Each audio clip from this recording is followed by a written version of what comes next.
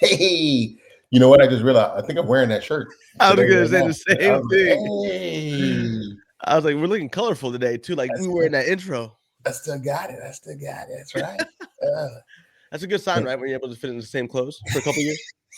That's a good sign. yeah, you know what I'm saying? It's all good. It's all good. Yo, welcome everybody. Welcome everybody. How y'all doing? How y'all doing? Man, we back. We back at it. We were slacking, man. We were slacking a little bit. Hey man, no, we're just grinding, man. Just possibilities and opportunities, and so it gets a little challenging trying to balance it all. You know what I mean? Doing this ain't easy, and so yeah. But hey, we back here right now, ready to share some things, man. There's been some things going on.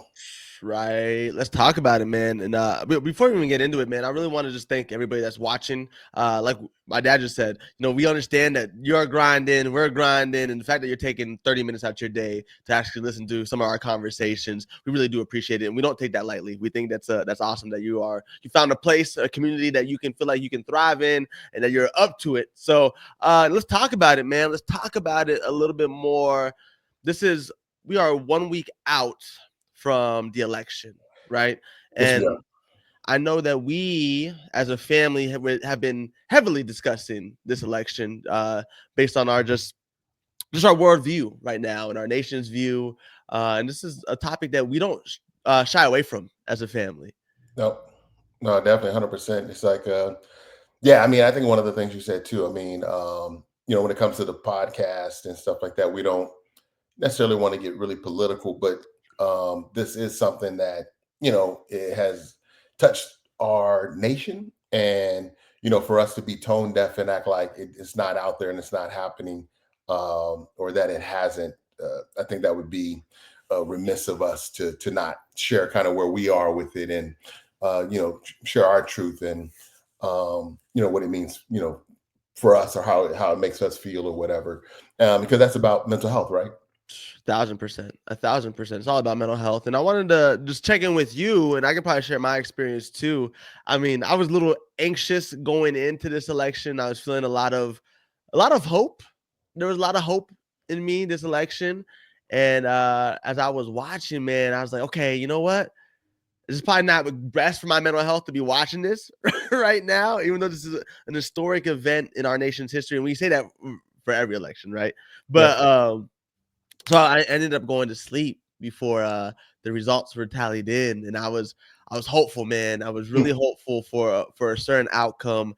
And when I woke up that morning, I felt kind of defeated, man. I felt like a little let down, a little embarrassed that I had so much hope, Mm, um, mm. and that frustration and anger and embarrassment then turned into just disappointment for myself. So it was a hard week, to be honest with you, because I had to go in and teach classes that following day, or the not that next day, but the following day after. So that Thursday, I had to teach some classes, Right. and I was a little worrisome of some of the questions that the students will be asking of us as the adults in the room that made such a big decision for them, right? They didn't have a say in this election. So Right. I was a little worried for some about that, but nothing was brought up in any of my classes. But what I wanted to, as I say that, to ask you, how were you feeling during the election and even after? Yeah, I think for me it was a little maybe hopeful in some regards, because of just a new beginning, new chapter, new opportunity, um and then also just a little apprehensive about just how all things would play out. And I think for me, you know what makes me nervous about the choice that was made is, I know a lot of the news outlets and stuff are talking about people voted on economics and they voted on the immigration. um, but what makes me nervous is, when President-elect Trump was in 2016 and stuff, I felt a turn in how people, some people, not all people, would have got a little bit more emboldened, as far Mm, as how they spoke about and to people of color, and especially black men. And I found myself walking on eggshells, kind of like during that time when I would encounter white people, because I didn't know where they were coming from, or you know did they want to lynch or burn me, or mm, are we mm, are we cool? And so I think that's one of the things that people don't understand, maybe in some regard, right. is that, and I guess some could argue that it's better to know who you're dealing with on the surface versus it being buried and not dealt with. But um, for me, when I walk into certain spaces, and now that has been this now because President-elect Trump has been voted in, makes me feel some type of way mentally. Like I Yeah. feel I have to be more guarded, and not knowing where somebody may be coming from. Um, because of all the rhetoric that he spews, which has, like I said, emboldened a lot of people to feel more superior Right. um, to someone or over someone. And when I say someone, I mean for me, a black man. That makes me nervous, man, walking into certain spaces. And um, I wonder if it gets worse because this was such a strong victory. Uh, Yeah. and again, that's outside of economics and immigration law. It's just the tenor of um, the message that's being sent, Yeah. and that's what bothers me, man, and makes me feel some type of way. So it It's was just it was rough for me. But ultimately, what I do know is God is good, and I mhm, have grace, and it's something that I'll have to just figure out how to navigate, and mentally check myself to be careful of not going too far one way and too far right. the other. And what I mean by that, going into the negativity and allowing that to slow me down. Um, and to speak my truth, and to walk in faith, and hope that what I think may be true about some people is not true. That Mhm. there is this hate, this white superiority, and they want to eradicate people of Mhm. color, or so that's my truth, man, and that's what concerns me. So No, I think a lot of folks will appreciate hearing your truth. I don't think this is something that we talk about often in public. I feel like you have taught me, and Pop J, my grandfather, and even my mom has taught us, like, you know, never assume negative intent, right? right, Amongst people. That's what we were taught. That's how we were raised. That's how you guys raised me. But then when you have somebody who is maybe spewing, like you said, hateful rhetoric, and you have people that can look past that and say, as okay, I can get past that, the economy, da da da. It's worrisome not to sit here and be like, okay, well, I need to assume negative intent sometimes, and it's a scary feeling as a black man to always be on the defense, you know what I mean? And it's scary because when we are defensive, we are the angry Blaxican, or the angry black man, in the grocery store, in the in the right, workplace, and that has implications on its own. And we were like, we're just trying to live, we just want to have the same opportunities that we do have. And we're not, before people started jumping in the comments talking about, well, you guys aren't victims, like you guys aren't slaves. Yeah, you're right. We aren't victims, not at um, all. I mean, we're not saying that we are, but we are worried in a sense, yeah, and we're not. One of the things that I keep telling myself is that y'all taught me not to live in fear, and I don't live in fear. That's not that's no, not what we do. We live in faith. And you texted me. I think Mom also said in our group chat some Bible verses in there, but ultimately the main thing that came out of that text was God has a plan. Yeah. there's a reason why he was elected, and not because and this is what I'm not gonna say. I don't believe he's the chosen one by at all. I think that there's a reason Okay. why. I think he's a chosen one in a way. I think God is using this moment to show us something, Show us something. right? Exactly. And we had a conversation on the phone off the podcast just about what are we not seeing? Mhm. What are we not seeing that maybe other people are seeing, maybe negative or positive, but what are people seeing? But we can stand. I mean, before we even close out on our feelings, do you want to say anything else?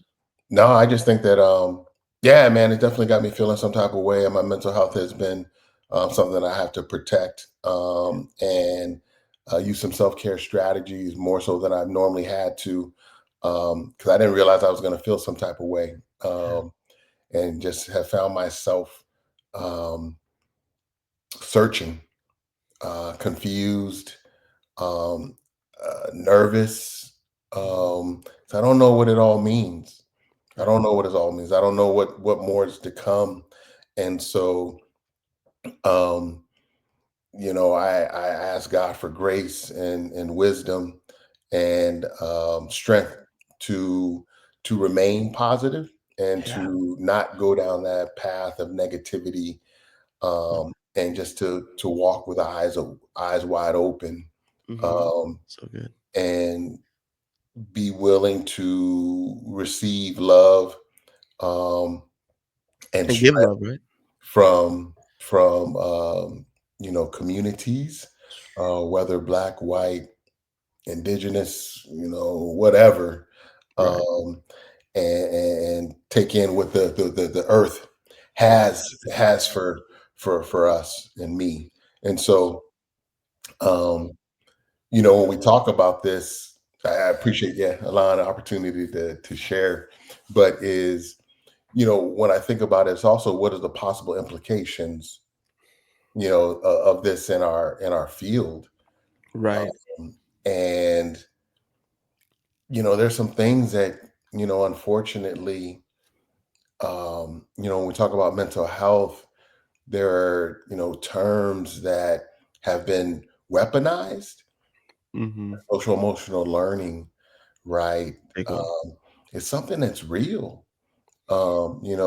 COVID um, activated some things within our nation that were there, but brought them to the surface, and um, people misunderstanding the importance of um, being able to be socially engaged and how to regulate your emotions. And that's real stuff, Yeah. that people just, I think we take for granted. And those are things that need to be taught. Um, and those are in the places that they need to be supported is in schools. Right. Because a student is in school 8 hours a day, 5 times a week, Mm-hmm. and only with their parents, maybe, 3 or 4 hours, waking hours, Right. right? 5 times a week. So um, what, where is there more time spent? Um, and so, being able to help young people regulate, and navigate and support their social learning and their emotional learning is important. And so I wonder, you know, we ha- we have indications that there's a possibility of that being shut down altogether. Right. Um, you know, and the other term that we use is life skills. Yeah. Um, Mm-hmm. We do. right? Life skills could mean from sewing to cooking to finances. But, Right. we always forget that, we are a human entity and body Yes. that has some other um, parts to us that need to be developed, and 100%. which is social and emotional. And that's just what it is. And it shouldn't be weaponized. Um, and yeah, so that so it concerns me what's going to happen monetarily, for schools. Is that going to be wiped out altogether? Mhm. Is it going to be? I don't believe from the indications that I have that it's going to be supported more, Right. Right. which I think it should be. I mean, we spend so much time, and you and I have talked about this, and then I'll pass the mic. But um, is we talk about physical health all the time. You know what I mean? And even that has been taken away, Right.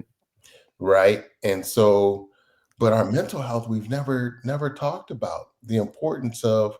We've heard studies about sleeping and the importance of that. That's about the mental health, not only mental but physical, right? Right. So anyway, that's one of the things that I'm a little nervous about, and where this might be going for that category or sector that we talk about. That's one thing that I'm so. No, I love that. I love what you shared. Because one of the things I want to go back to you saying about your personal feelings is you don't want to be succumbed by hate, right? You don't want to go down that route where that's easy, right? And I was having this conversation with my students the other day. It's easy to hate people, right? For their differences, for whatever. Like that the word hate was never used in our house. Like we forbid that word, Yes, use it in our household. So true, I admire you saying that even me feeling this way, I have to walk in love, right? I have to be the love I want to receive. I have to show people love, even with our differences. And I believe that 100% because I found myself personally as well going down that route of like it's easy for me to be mad, angry, cut off people in my life that did support something like this, and that right? doesn't make me any different than the people that are there, right? Those people that I do want to cut off. The difference with me, the difference should be, is that I am the love. I am the one, and not you might not like me, but I'm gonna show you the utmost love. And Yes, that's how I walk in life, and that's how I was taught and how I was raised. So I love that you brought that up again because there's a lot of people right now on both sides, right, that are angry, frustrated, maybe filled with hate. But to remind them, like, hey, we have to walk in love. Like we have to be able to walk in that faith and understand it, especially our Christian folk, right, that are practicing or are religious folks. So I love that you said that. And then going into the implications on our field, I think I can share some anecdotal stories of these past couple months, man. I've been traveling, and when I've been traveling, I haven't been going to the. I shared this on my Instagram. I haven't been going to like the capitals of these states. Like I'm not going to when I'm going to Pennsylvania, I'm not going to Philly. When I'm going to New York, I'm not going to New York City. Like I'm going to the rural parts of these states. right, And when we go into these rural parts in these states, the amount of low income students that are there, that are getting a public education, that are trying their best and receiving some of this programming is awesome, right? Because they have somebody else coming out here teaching them and showing that they love and that they care for them on the topic of substance misuse, on the topic of mental health. And one of the things that I get a lot of from these rural counties is we love this stuff. We want our students to be able to get this stuff, meaning the knowledge on substance misuse, the knowledge on mental health and how to take care of themselves and take care of others, or how to help support somebody who may be struggling. They right, love this programming. But the thing they always tell me is we don't have the funding for it, Z. We just don't have the funding for it. right. And what makes me nervous is that we're saying that now in this time period when we just President-elect Trump has said outright that we're going to get rid of the Department of Education. Right? That's what he's saying. That's what he's been. That's one of his talking points lately. Is Right. like he wants to get rid of it. So what does that mean for not only our programs, right? But what does that mean for our students that are dependent on public education? Right. What does that mean for our parents who are dependent on public education? Because I've been going through this thought process of like, well, what does it look like if the Department of Education was Mhm. shut down? What does that mean? Does that mean that there's private schools in these rural communities? And if so, again, these are low economic folks that are barely getting by, that are living paycheck to paycheck, and we're expecting them to pay a tuition for their student to get an education? Or do they not go to school at all and they just go straight to work at Yeah. 12, 13 years old? So that's where my thought was going as far as our field is concerned in Right. education and social emotional learning. Well, and I think the other piece of it too, man, and you know me, I was, sharing, um, is that I try to look at both sides of a coin and challenge myself to see, not that I would agree, but I like to try to see both sides of a situation. Right. And I think the dismantling of Department of Education, I think definitely would have some negative repercussions. But my question then to myself is, okay, what would the alternative look like and be? For sure. Um, but what I do know from history a little bit over the last 10, 15 years is that I get nervous because what I've seen is that there is no support for 100% support for public education for the administration that's coming in. Mhm. And that goes to your point of what about these students in the rural areas? And here's the thing that's really interesting about that and you sharing, right? It's not just people of color in these rural areas, it's predominantly white folks Right, uh, right, big time, that are big impacted, time. right? And Yeah, they're almost like the forgotten children. yeah, Um, and everybody always assumes, it seems like when you talk about low SES, low yeah. socioeconomic status, that it's all people of color. But Mhm. there's just as many white folk that are in that category also. And so do they get left behind? And yeah, it makes me nervous. I mean, the one thing that uh, when we talk about substance misuse, what I've seen through my career is that it's a bipartisan issue It when we talk is. about substance misuse, because people on both sides of the aisle have seen and or dealt with themselves and their kids, um, misuse and Right, abuse of substances. But when it comes to mental health, is where I get nervous, and then also, like you said, the implications of what's going to happen. I got to study a little bit more yeah. what they mean by dismantle, or get rid of Department of Education. But it does make me nervous because there are no other entities within our government that understand education. These people have been, Department of Education. They train for this. I think I Mhm. saw something where they were talking about maybe some parts of it going to Department of Labor, some part going to Department of Treasury, Right. certain pieces of it, but maybe some of those pieces may work. I don't know. I got to study it some more, but they don't know education, and education is something that's just unique and special. Right. And so, yeah, I think that's what makes me nervous about kind of where we're headed with this educationally. Yeah. Um,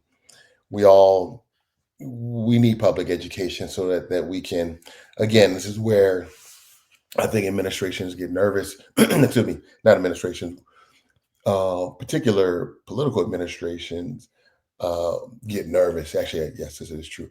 Is you know talking about equity, Mm, mm. right?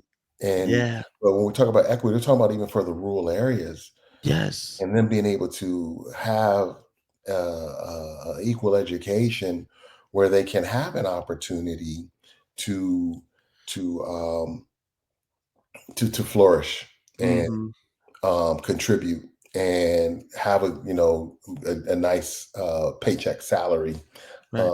to be able to live. I mean, as these prices are increasing, they need that too. So um, that's when we sometimes talk about DEI. Um, it's for the low income also.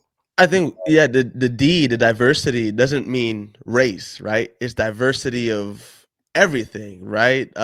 Economic status, right?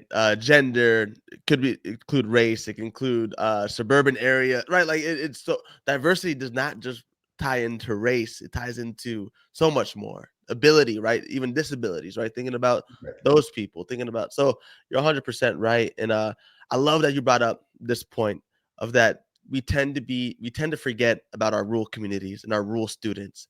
And I wanted to shout out real quick those administrators, those people that work in nonprofit fields that do look out for the rural communities, right? That are trying that bring people meet like us out to their communities to Yep. have these conversations because you care, you understand that sometimes they do get overlooked. But I want to even remind the students that who may be listening to this that are living in rural communities that I've visited that you're not forgotten. Like you got Yes. two people right here today that remember you and that want to uplift you and that see you. And I want to share a quick little story real quick about my time at a rural community. And this student, he had a sibling that was there, and he comes up to us after the presentation. He tells us like, "Oh, that was a great presentation, whatever," giving us kudos. And then he goes talks to the our point of contact who brought us out there that day. And the point of contact is like, "Oh, so how's your sister doing? Like that's amazing." And it turns out that in this rural community, that his sister was one of the few to get admitted to Harvard, or it was Harvard or MIT or one of those big schools, one of the Ivy League schools.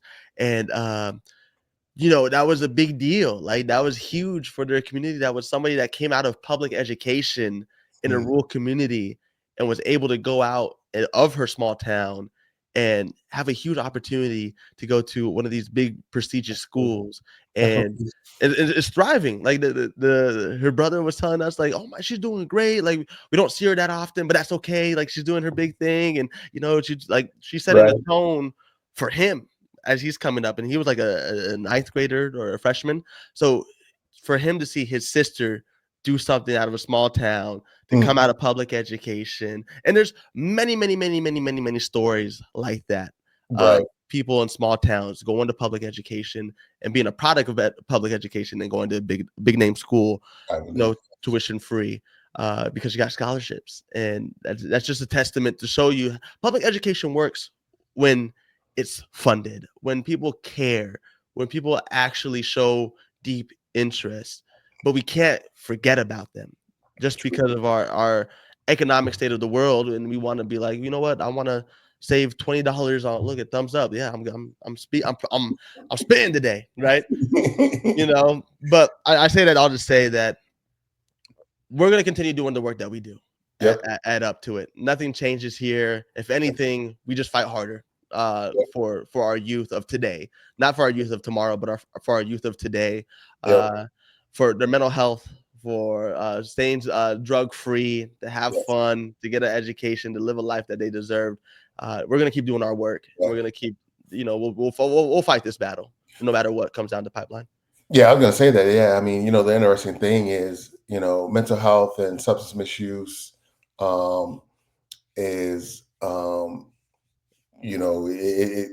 to take care of it. It doesn't care whether you're, one political party or not. Right. Um, it needs to be supported. It needs to learn how to be developed and strategize and knowledge to push back against in some regards when it comes to substance misuse. Um, and so it doesn't see that, and so I appreciate what you said. I mean, we're about youth and supporting the parents, and so when it comes to these particular areas, that's what we're going to continue to do, Yeah. um, and just help edify and build up. And so, but in order to do that, we need to make sure that we're taking care of ourselves. Right. 100%. um, we can't help those when we are hurting ourselves or are not in the best shape mentally, also. And so, what I'm doing right now is taking time out to pause, and to really self-reflect on where am I with all of this, Yeah. so that I can have an understanding of yeah, just where I'm at so that I can figure out what do I need to do in order to be okay. Gotcha. Um, and so, one of the things that I'm doing is I'm going to pause on news That's good. outlets. You So know, I need to I need to center myself and not be bombarded with messages from the outside world, if you will, which is all these different news outlets, um, mhm, and see where I'm at, and then excuse me, and then figure out from there. Um, is it journaling? Is it more singing? Is it maybe write a song? Is it yeah, that's cool. take more walks? Is it you know find a community for me to be able to talk with Yeah. about how I'm feeling. So, but I got to figure out where I'm at first, um, Mhm. and then I also want to be able to be there for my community. If it's this community, if people want to talk about their mental health, or maybe even create another space um, for people, whatever side of the aisle you're on, it doesn't matter because it's about Yeah. mental health and being supportive. Um, and so everybody's feeling some type of way, whether your person won or lost or whatever. Um, there's more to come, Yeah. um, as far as decisions that are going to be made and how things are impacted. So anyway, that's what I'm thinking about when we're talking about kind of moving forward Yeah. from here and taking care of ourselves and how to support the community. How about you? What you thinking? Yeah, no, I love that. Sometimes when I catch you, you're on your walks, and I love that you're doing that. Maybe it's just for your health and just for your mental health, and I love that you do that. I also do that as well. I do it in the morning. It helps that I have a dog that needs to be walked, so that's my moment. And I used to walk with my AirPods in, and I used to like listen to podcasts or whatever. But I found that what's relaxing to me and what helps me is to be in the moment, right? To be there with my dog, to be there outside, and really grounding myself and be like, okay, we're outside, we're breathing fresh air, and we're able to walk. Just taking moment of gratitude, right, has been huge for me. Taking those moments of gratitude and then following that up with journaling, man. I've been a big advocate of journaling. I started journaling not too long ago when I was in college when I first got into college, I bought my little notebook and I started journaling. I was going through not going through a lot, but I was just going through it. It's something different, some change, and that practice has stuck with me. Even when I moved back there with my mom and my dad for a little bit, that practice has helped me, and I love that to this day. I use an app called Brighton now that helps me journal. It uses AI technology, and I am affiliated with the app, which is a great opportunity for me to be there. This is their merch. You are enough. But before even getting there and before we end this podcast episode, I want to let you know, there's this idea going around that a lot of young men feel like they don't belong um, to a certain group, right? Where they feel like they're not valued uh, enough.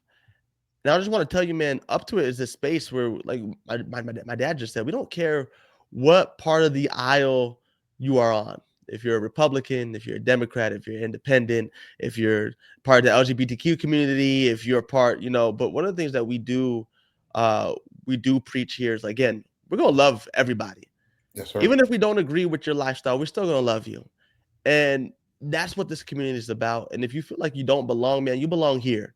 You belong with our crew, with Up to It. As long as you love people and you respect people, you're always going to be a part of this crew. So you give yourself a community. We are that community for yourselves. And with that being said, man, you can follow us on Instagram, Yes, sir. on TikTok at Up to It AZ.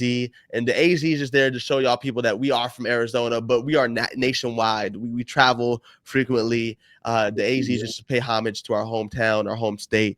But man, join the movement. We're all about helping people connect, communicate, and thrive together. That's our biggest thing.